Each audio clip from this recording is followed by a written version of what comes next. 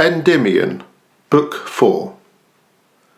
Muse of my native land, loftiest muse, O firstborn on the mountains, by the hues of heaven on the spiritual air begot, long didst thou sit alone in northern grot, while yet our England was a wolfish den, before our forests heard the talk of men, before the first of Druids was a child. Long didst thou sit amid our regions wild, wrapped in a deep prophetic solitude. There came an eastern voice of solemn mood, yet wast thou patient. Then sang forth the nine, Apollo's garland, yet didst thou divine such homebred glory that they cried in vain, Come hither, sister of the island. Plain spake fair Ausonia, and once more she spake a higher summons. Still didst thou betake thee to thy native hopes. O thou hast won a full accomplishment. The thing is done, which, undone, these our latter days had risen on barren souls. Great Muse, thou know'st what prison of flesh and bone curbs and confines and frets our spirits' wings. Despondency besets our pillows, and the fresh tomorrow morn seems to give forth its light in very scorn of our dull, uninspired, snail-paced lives. Long have I said, how happy he who strives to thee, but then I thought on poets gone, and could not pray, nor can I now, so on I move to the end in loneliness of heart. Ah! Woe is me, that I should fondly part from my dear native land. Ah, foolish maid, glad was the hour when, with thee, myriads bade adieu to Ganges and their pleasant fields. To one so friendless the clear freshest yields a bitter coolness. The rape gripe is sour, yet I would have, great gods, but one short hour of native air. Let me but die at home. Endymion to heaven's airy dome was offering up a hecatomb of vows when these words reached him, whereupon he bows his head through thorny green entanglements of underwood, and to the sound is bent, anxious as hind towards her hidden fawn. Is no one near to help me? No fair dawn of life from charitable voice? No sweet saying to set my dull and saddened spirit playing? No hand to toy with mine? No lips so sweet that I may worship them? No eyelids meet to twinkle on my bosom? No one dies before me, till from these enslaving eyes redemption sparkles. I am sad and lost. Thou, carrion lord, hadst better have been tossed into a whirlpool. Vanish into air, warm mountaineer, for canst thou only bear a woman's sigh alone and in distress? See not her charms.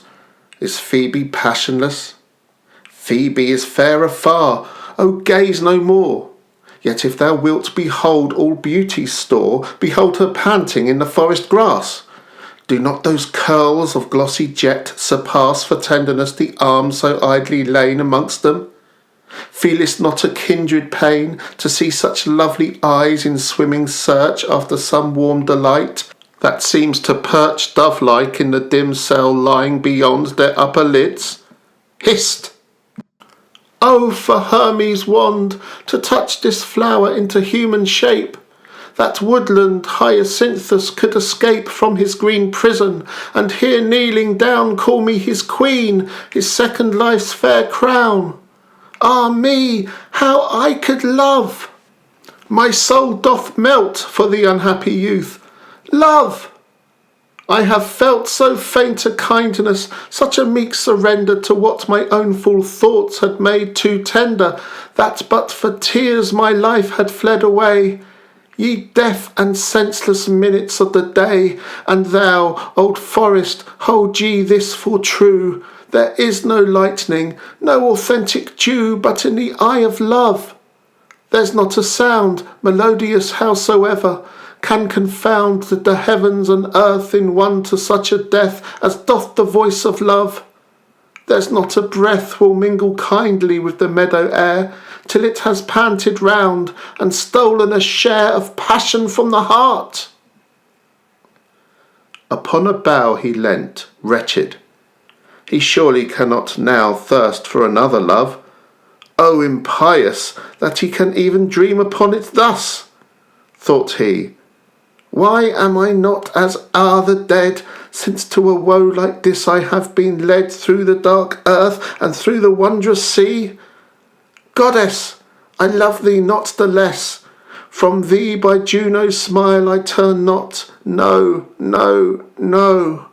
While the great waters are at ebb and flow, I have a triple soul.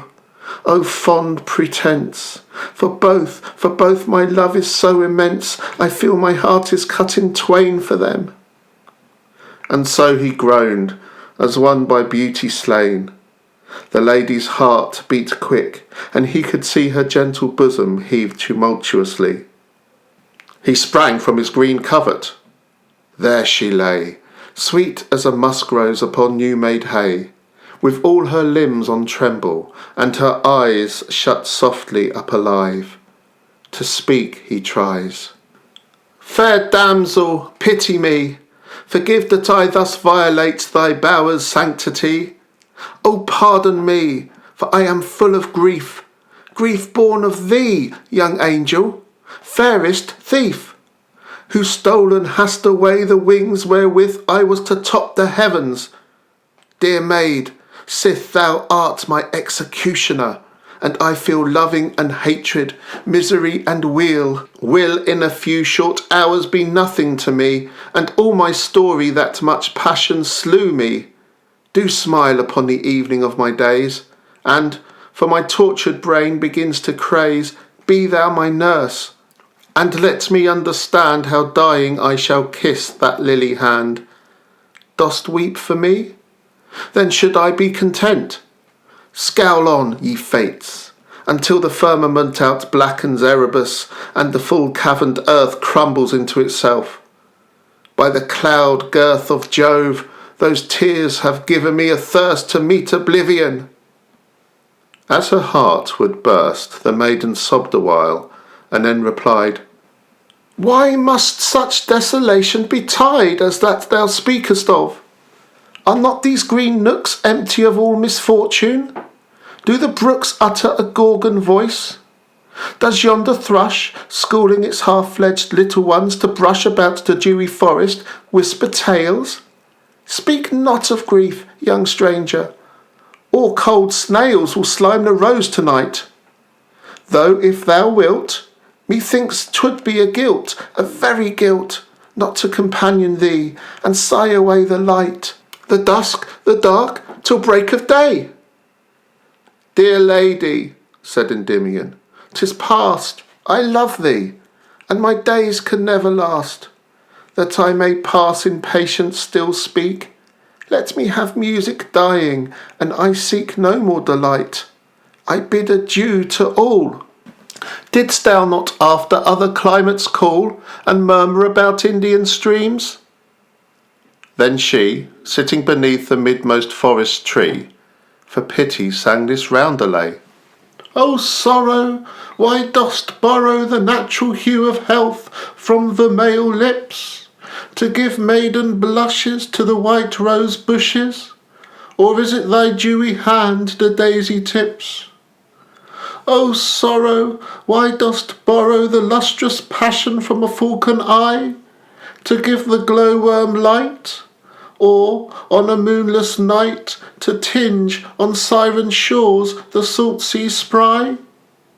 O sorrow, why dost borrow the mellow ditties from a morning tongue, to give at evening pale unto the nightingale, that thou mayst listen the cold dews among?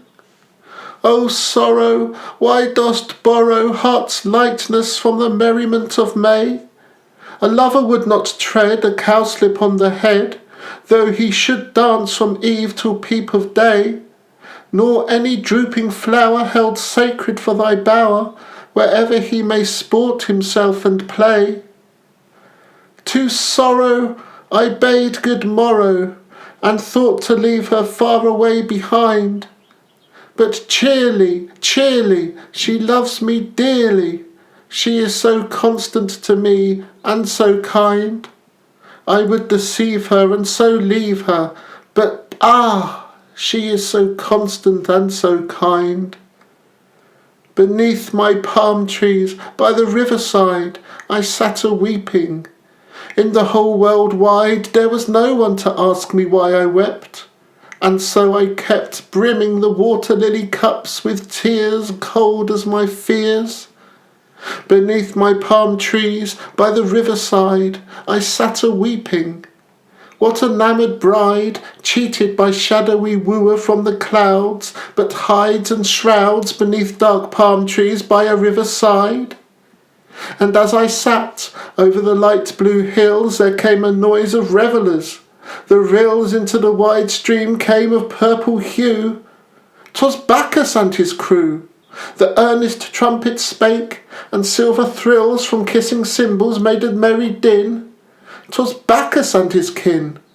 Like to a moving vintage down they came, crowned with green leaves, and faces all on flame, all madly dancing through the pleasant valley, to scare thee, melancholy.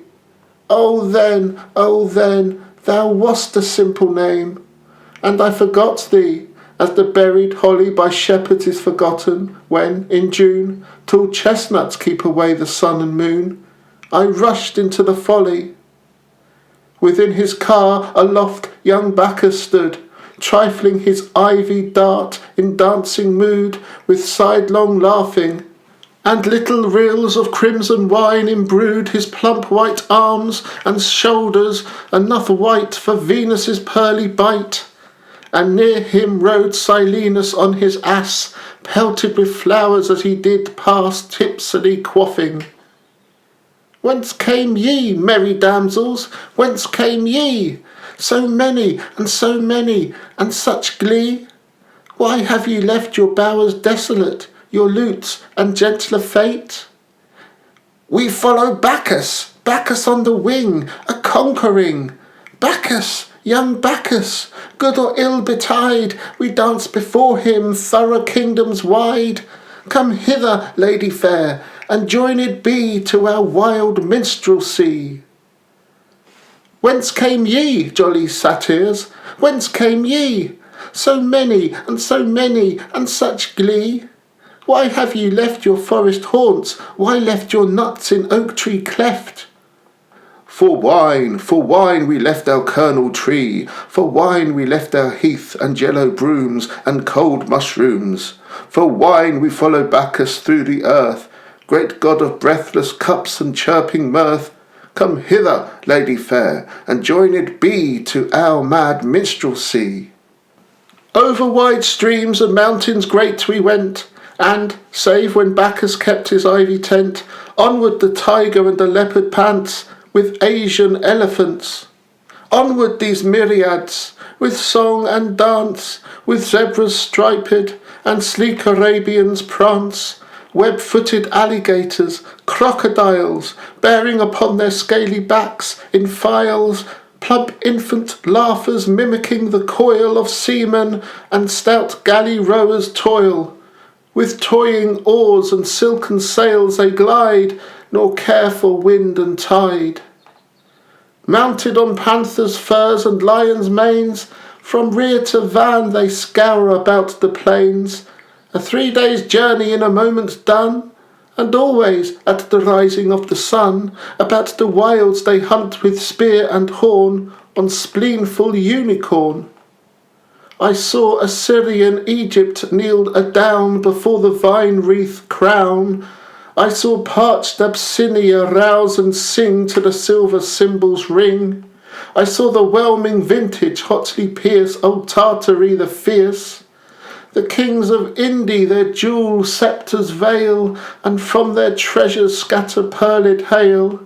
Great Brahma from his mystic heaven groans, and all his priesthood moans, before young Bacchus's eye wink turning pale. Into these regions came I following him, sick-hearted, weary. So I took a whim to stray away into these forests drear alone, without a peer, and I have told thee all thou mayest hear. Young stranger, I've been a ranger in search of pleasure throughout every clime. Alas, 'tis not for me, bewitched I sure must be, to lose in grieving all my maiden prime. Come then, sorrow, sweetest sorrow, like an own babe I nursed thee on my breast. I thought to leave thee and deceive thee, but now of all the world I love thee best. There is not one, no, not one but thee to comfort a poor lonely maid. Thou art her mother, and her brother, her playmate, and her wooer in the shade.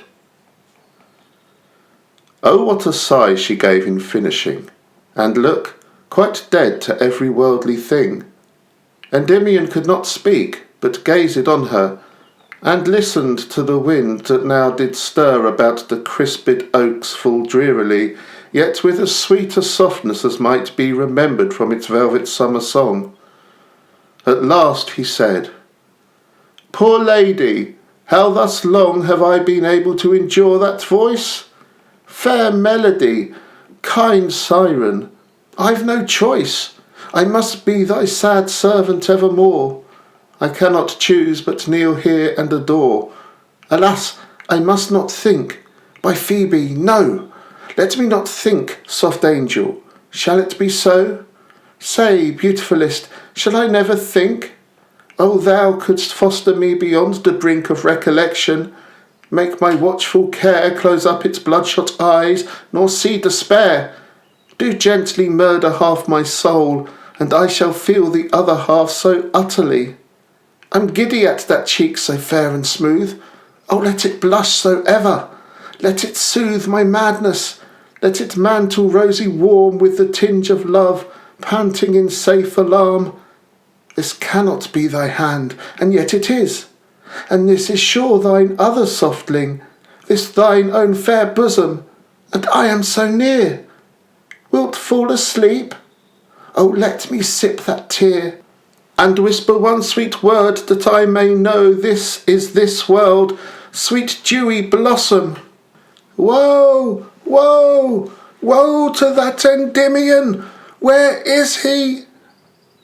Even these words went echoing dismally through the wide forest, a most fearful tone, like one repenting in his latest moan. And while it died away a shade passed by, as of a thundercloud. When arrows fly through the thick branches, poor ringdoves sleek forth their timid necks and tremble.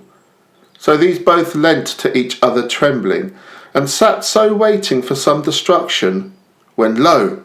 Foot-feathered Mercury appeared sublime beyond the tall tree-tops, and in less time than shoots the slanted hailstorm, down he dropped towards the ground, but rested not, nor stopped one moment from his home. Only the sward he with his wand light touched, and heavenward swifter than sight was gone, even before the teeming earth a sudden witness bore of his swift magic. Diving swans appear above the crystal circlings white and clear, and catch the cheated eye in wild surprise, how they can dive in sight and unseen rise. So from the turf outsprang 2 steeds jet black, each with large dark blue wings upon his back. The youth of carrier placed the lovely dame on one, and felt himself in spleen to tame the other's fierciousness. Through the air they flew, high as the eagles, like 2 drops of dew exhaled to Phoebus' lips. Away they are gone, far from the earth away, unseen, alone, among cool clouds and winds, but that the free, the buoyant life of song can floating be above their heads, and follow them untired. Muse of my native land, am I inspired? This is the giddy air, and I must spread wide pinions to keep here. Nor do I dread or height, or depth, or width, or any chance precipitous. I have beneath my glance those towering horses and their mournful freight. Could I thus sail, and see, and thus await, fearless for power of thought, without thine aid? There is a sleepy dusk, an odorous shade from some approaching wonder. And behold those winged steeds, with snorting nostrils bold snuff at its faint extreme, and seem to tire, dying to embers from their native fire. There curled a purple mist around them. Soon it seemed as when around the pale new moon sad Zephyr droops the clouds like weeping willow. 'Twas sleep slow journeying with head on pillow. For the first time since he came nigh dead born from the old womb of night, his cave forlorn had he left more forlorn.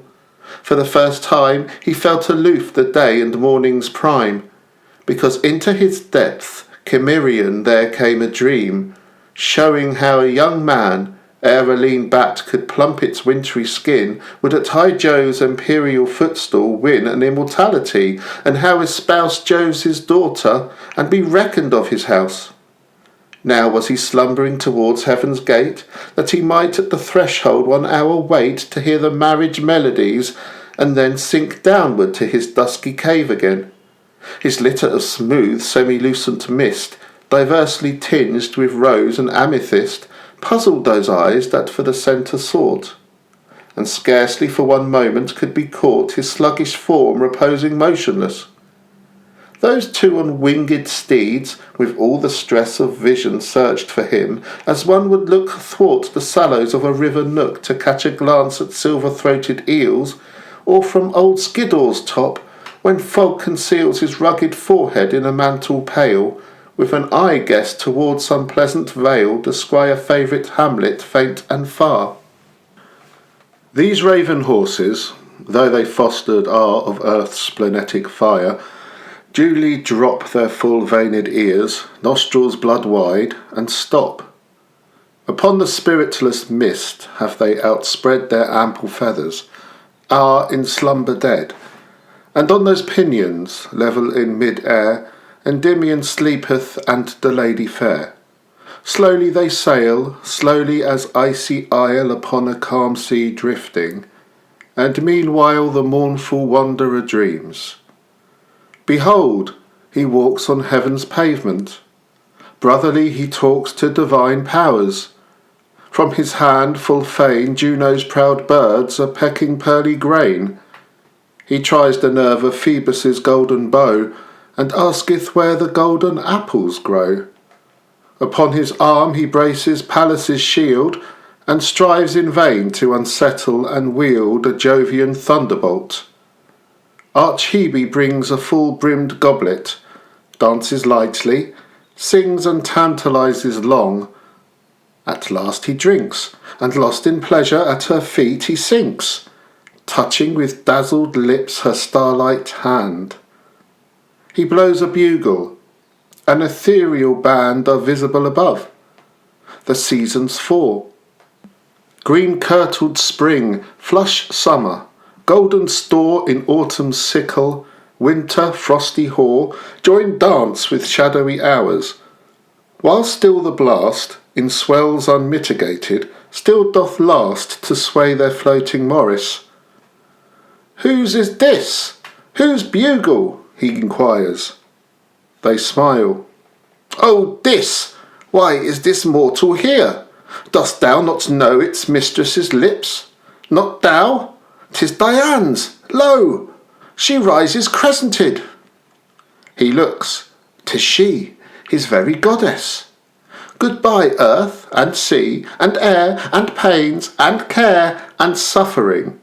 Goodbye to all but love. Then doth he spring towards her, and awakes, and, strange, o'erhead of those same fragrant exhalations bred, beheld awake his very dream. The god stood smiling, merry Hebe laughs and nods, and Phoebe bends towards him crescented. O state perplexing! On the pinion bed, too well awake, he feels the panting side of his delicious lady. He who died for soaring too audacious in the sun, where that same treacherous wax began to run, felt not more tongue-tied than Endymion. His heart leapt up as to its rightful throne, to that fair shadowed passion pulsed its way. Ah, what perplexity! Ah, well a day! So fond, so beauteous was his bedfellow, he could not help but kiss her. Then he grew a while forgetful of all beauty save young Phoebe's, golden-haired, and so gan crave forgiveness. Yet he turned once more to look at the sweet sleeper. All his soul was shook. She pressed his hand in slumber. So once more he could not help but kiss her and adore. At this the shadow wept, melting away. The Latmian started up. Bright goddess, stay! Search my most hidden breast. By truth's own tongue, I have no Dedale heart. Why is it wrung to desperation? Is there naught for me upon the bourne of bliss but misery? These words awoke the stranger of dark tresses. Her dawning love look wrapped Endymion blesses with havia soft. Sleep yawned from underneath.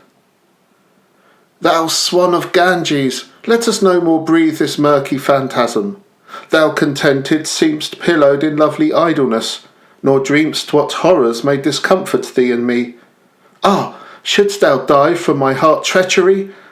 Yet did she merely weep, her gentle soul hath no revenge in it. As it is whole in tenderness, would I were whole in love. Can I praise thee, fair maid, all price above, even when I feel as true as innocence? I do. What is this soul then? Whence came it? It does not seem my own, and I have no self-passion or identity. Some fearful end must be. Where is it? By Nemesis, I see my spirit flit alone about the dark. Forgive me, sweet. Shall we away? He roused the steeds. They beat their wings chivalrous into the clear air, leaving old Sleep within his vapoury lair. The good-night blush of eve was waning slow, and Vesper, risen star, began to throw in the dusk heavens silvery, when they thus sprang direct towards the galaxy. Nor did speed hinder converse soft and strange. Eternal oaths and vows they interchange, in such wise, in such temper, so aloof up in the winds, beneath a starry roof, so witless of their doom, that verily 'tis well nigh past man's search their hearts to see, whether they wept, or laughed, or grieved, or toyed, most like with joy gone mad, with sorrow cloyed. Full facing their swift flight, from ebon streak, the moon put forth a little diamond peak, no bigger than an unobserved star, or tiny point of fairy scimitar. Bright signal that she only stooped to tie her silver sandals, ere deliciously she bowed into the heavens her timid head. Slowly she rose, as though she would have fled, while to his lady meek the carrion turned, to mark if her dark eyes had yet discerned this beauty in its birth. Despair! Despair! He saw her body fading gaunt and spare in the cold moonshine. Straight he seized her wrist. It melted from his grasp. Her hand he kissed. And, horror! Kissed his own! He was alone. Her steed a little higher soared, and then dropped hawkwise to the earth. There lies a den, beyond the seeming confines of the space made for the soul to wander in and trace its own existence, of remotest glooms. Dark regions are around it, where the tombs of buried griefs the spirit sees, but scarce 1 hour doth linger weeping, for the pierce of newborn woe it feels more inly smart. And in these regions many a venomed dart at random flies. They are the proper home of every ill.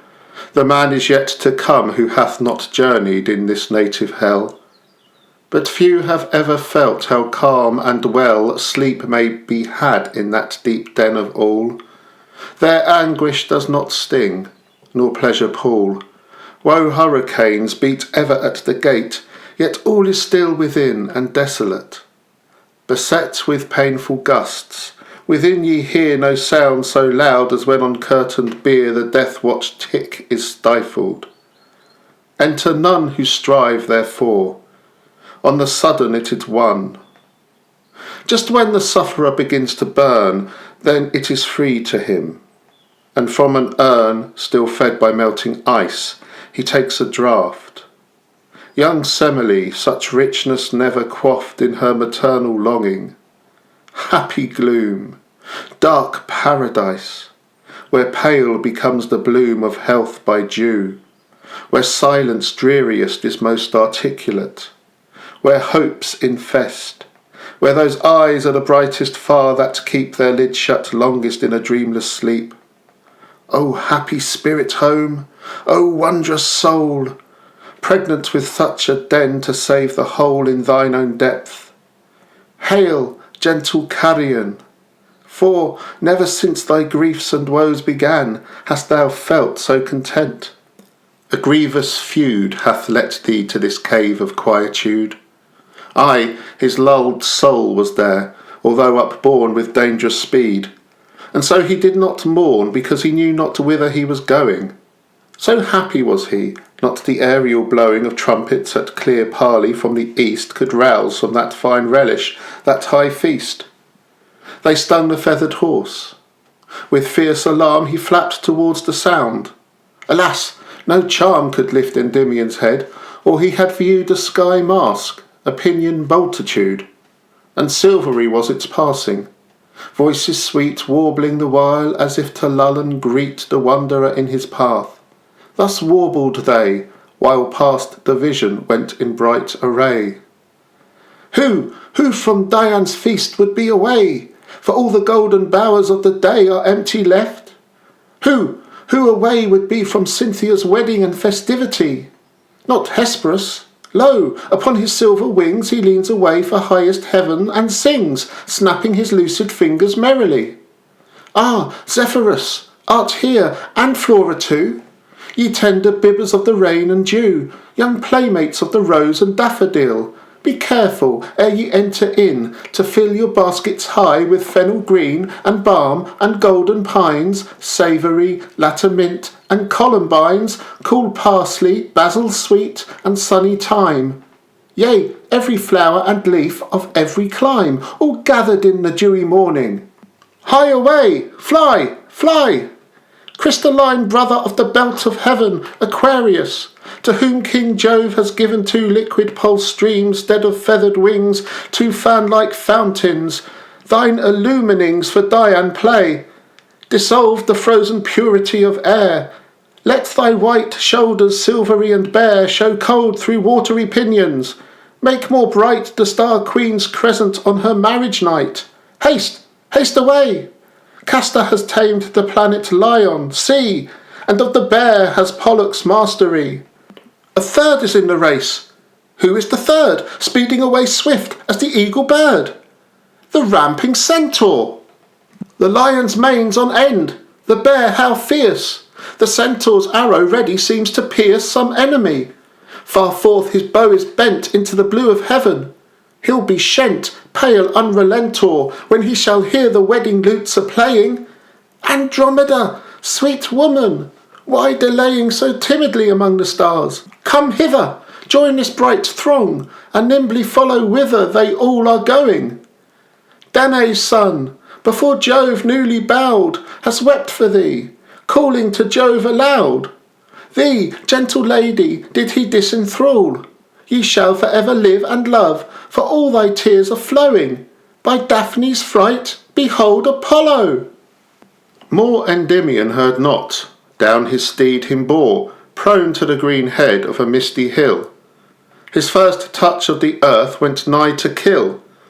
Alas, said he, were I but always borne through dangerous winds, had but my footsteps worn a path in hell, for ever would I bless horrors which nourish an uneasiness for my own sullen conquering. To him who lives beyond earth's boundary, grief is dim, sorrow is but a shadow. Now I see the grass, I feel the solid ground. Ah, me! It is thy voice, divinest. Where? Who? Who left thee so quiet on this bed of dew? Behold, upon this happy earth we are. Let us aye love each other. Let us fare on forest fruits, and never go among the abodes of mortals here below, or be by phantoms duped. O destiny! Into a labyrinth now my soul would fly, but with thy beauty will I deaden it. Where didst thou melt to? By thee will I sit for ever. Let our fate stop here, a kid eye on this spot will offer. Pan will bid us live in peace, in love and peace among his forest wildernesses. I have clung to nothing, loved a nothing, nothing seen or felt but a great dream. Oh, I have been presumptuous against love, against the sky, against all elements, against the tie of mortals each to each, against the blooms of flowers, rush of rivers, and the tombs of heroes gone. Against his proper glory has my own soul conspired. So my story will I to children utter and repent. There never lived a mortal man who bent his appetite beyond his natural sphere, but starved and died. My sweetest Indian, here will I kneel, for thou redeemest hast my life from too thin breathing. Gone and past the cloudy phantasms, caverns lone, farewell, and air of visions, and the monstrous swell of visionary seas. No, never more shall airy voices cheat me to the shore of tangled wonder, breathless and aghast. Adieu, my daintiest dream, although so vast my love is still for thee. The hour may come when we shall meet in pure Elysium. On earth I may not love thee, and therefore doves will I offer up, and sweetest store all through the teeming year. So thou wilt shine on me, and on this damsel fair of mine, and bless our simple lives. My Indian bliss, my river lily bud, one human kiss, one sigh of real breath, one gentle squeeze, warm as a dove's nest among summer tress, and warm with dew at ooze from living blood. Whither didst melt? Ah, what of that? All good we'll talk about, no more of dreaming. Now, where shall our dwelling be? Under the brow of some steep mossy hill, where ivy dun would hide us up, although spring leaves were none, and where dark yew trees, as we rustle through, will drop their scarlet berry cups of dew? O thou wouldst joy to live in such a place. Dusk for our loves, yet light enough to grace those gentle limbs on mossy bed reclined. For by one step the blue sky shouldst thou find, and by another, in deep dell below, see, through the trees, a little river go, all in its midday gold and glimmering. Honey from out the gnarled hive I'll bring, and apples, wan with sweetness, gather thee. Cresses that grow where no man may them see, and sorrel untorn by the dew-clawed stag. Pipes will I fashion of the syrinx flag, that thou mayst always know whither I roam, when it shall please thee in our quiet home to listen and think of love. Still let me speak, still let me dive into the joy I seek, for yet the past doth prison me. The rill thou haply mayst delight in, will I fill with fairy fishes from the mountain tarn, and thou shalt feed them from the squirrel's barn. Its bottom will I strew with amber shells, and pebbles blue from deep enchanted wells. Its sides I'll plant with dew-sweet eglantine, and honeysuckles full of clear bee wine. I will entice this crystal rill to trace love's silver name upon the meadow's face. I'll kneel to Vesta for a flame of fire, and to god Phoebus for a golden lyre, to Empress Diane for a hunting spear, to Vesper for a taper silver clear, that I may see thy beauty through the night. To Flora, and a nightingale shall light tame on thy finger.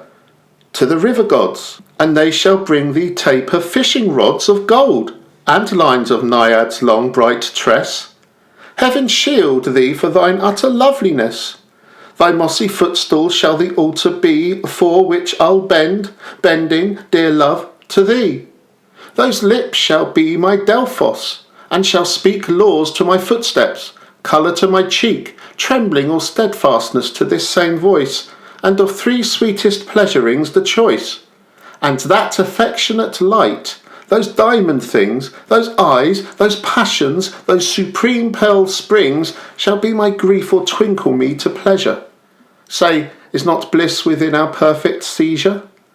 Oh, that I could not doubt!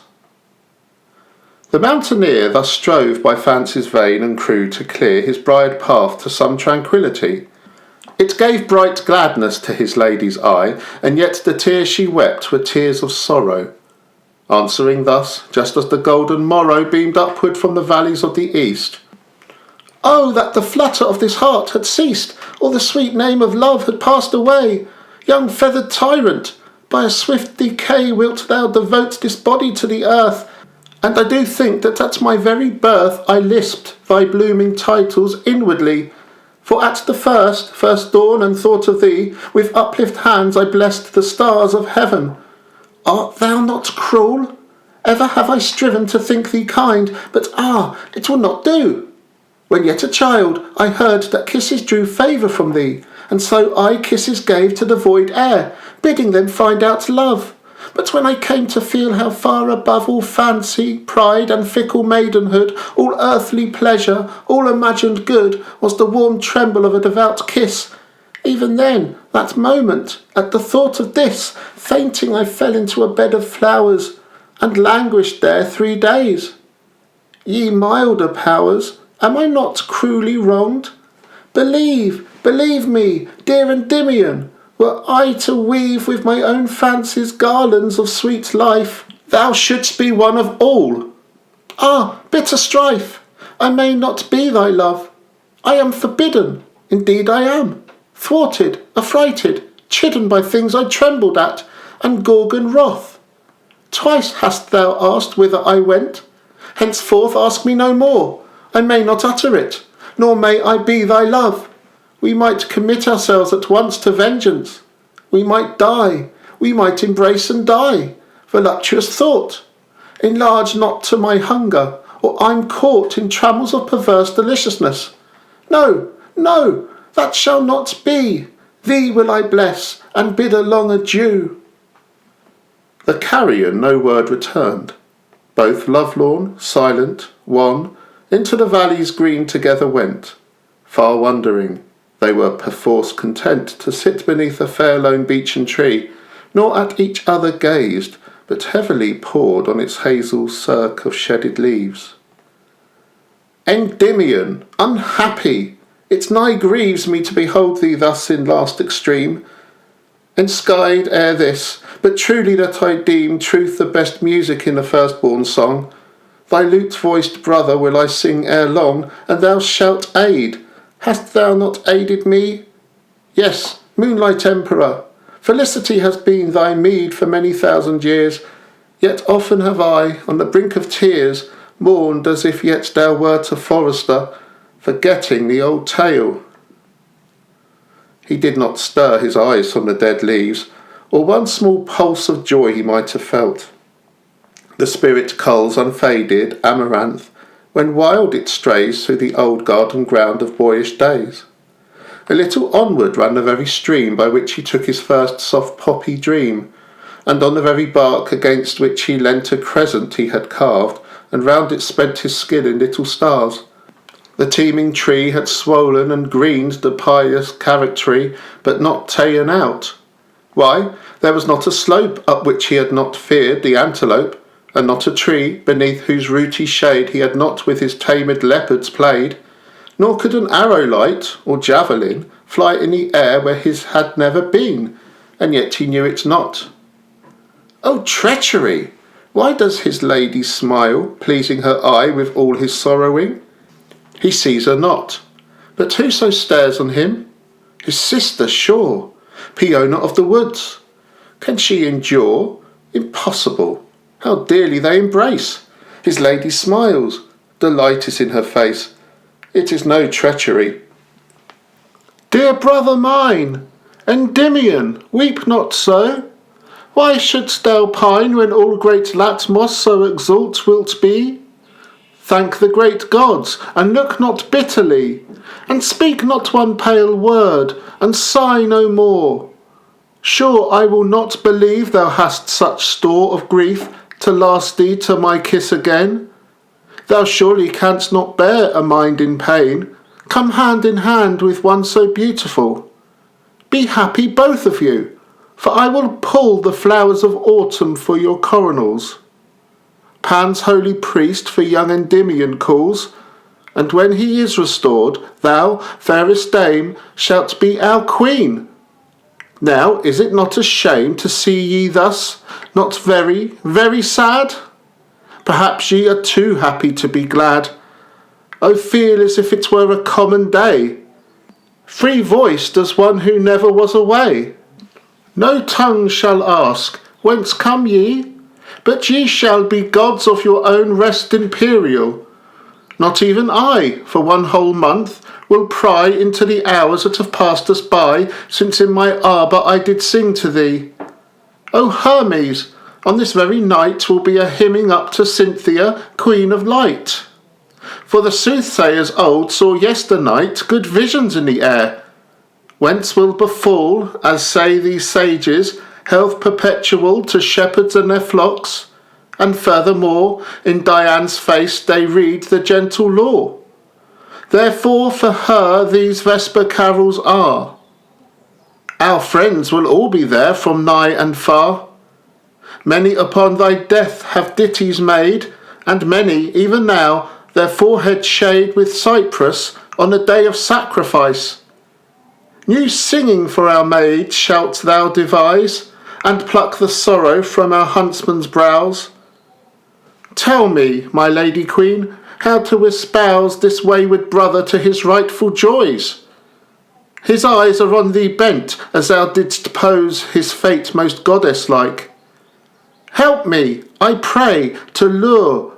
Endymion, dear brother, say, what ails thee? He could bear no more, and so bent his soul fiercely like a spiritual bow, and twanged it inwardly, and calmly said, I would have thee my only friend, sweet maid, my only visitor, not ignorant, though, that those deceptions which for pleasure go among men are pleasures real as real may be. But there are higher ones I may not see, if impiously an earthly realm I take. Since I saw thee, I have been wide awake night after night, and day by day, until of the Empyrean I have drunk my fill. Let it content thee, sister, seeing me more happy than betides mortality. A hermit young, I'll live in mossy cave, where thou alone shalt come to me, and lave thy spirit in the wonders I shall tell. Through me the shepherd realm shall prosper well, for to thy tongue will I all health confide. And, for my sake, let this young maid abide with thee as a dear sister. Thou alone, Peona, mayst return to me. I own this may sound strangely, but when, dearest girl, thou seest it for my happiness, no pearl will trespass down those cheeks. Companion fair, wilt be content to dwell with her, to share this sister's love with me? Like one resigned and bent by circumstance, and thereby blind in self-commitment, thus that meek unknown. Ay, but a buzzing by my ears has flown of jubilee to Dian. Truth I heard. Well then, I see there is no little bird, tender soever, but is Jove's own care.